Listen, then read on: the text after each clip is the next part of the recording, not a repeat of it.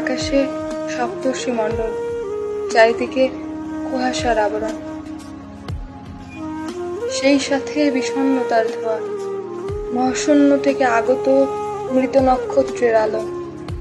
ভাবাবেগে তাড়িত হয়ে চলে যাচ্ছি মহাসমুদ্রে, যার পানির রং কালো।